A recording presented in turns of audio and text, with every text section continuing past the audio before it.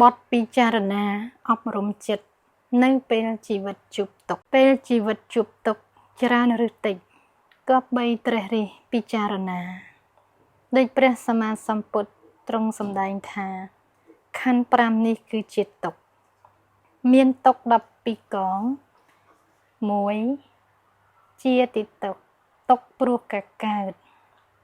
2ចរិយាទុក្ខព្រោះចរិយាគឺការចាស់ក្រមគ្រា3ជាធិទុក្ខទុក្ខព្រោះជំងឺឈឺស្កាត់4មរណៈទុក្ខទុក្ខព្រោះសេចក្តីស្លាប់5សោកៈទុក្ខទុក្ខព្រោះសេចក្តីសោកស្ក្រៀមក្រំ6បរិវេតទុក្ខ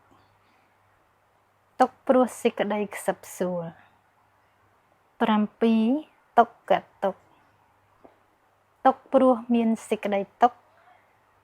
គឺមានទុក្ខជាន់លើទុក្ខ8ទោមនស្សទុក្ខទុក្ខព្រោះតូចចិត្ត9ឧបាយសទុក្ខទុក្ខព្រោះចង្អៀតចង្អល់ចិត្ត10អបយេហិសម្បយោគៈទុក្ខទុក្ខព្រោះបានជួបប្រទះនៅសត្វនិងសង្ខារមិនជាទីស្រឡាញ់ពេញចិត្ត11បយេហិ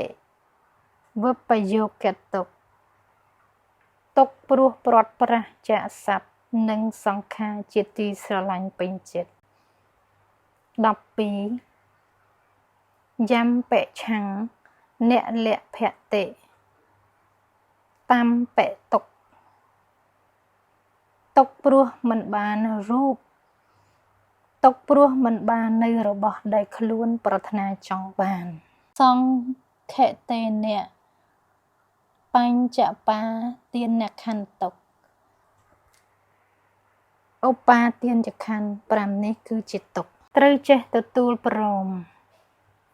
នៅក្នុងពេលដែលជួបសេចក្តីទុក្ខណាមួយក្នុងជីវិត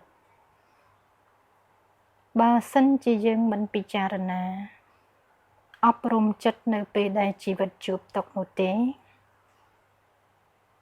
ចិត្តនឹងលង់នៅក្នុងសេចក្តីទុក្ខកាន់តែខ្លាំងធ្វើឲ្យភាពសៅហ្មងច្រើនឡើងឯរឿងអាក្រក់ក៏ចូលមកកាន់តែច្រើនសេចក្តីវិនាសក៏មានច្រើនក្នុងជីវិតបច្ចុប្បន្ននេះអប់រំចិត្តចេញអំពីសេចក្តីទុក្ខសូមពិនិត្យមើលដង្ហើមធ្វើសមាធិរហូតដល់ចិត្តស្ងប់ពេលដែលចិត្តស្ងប់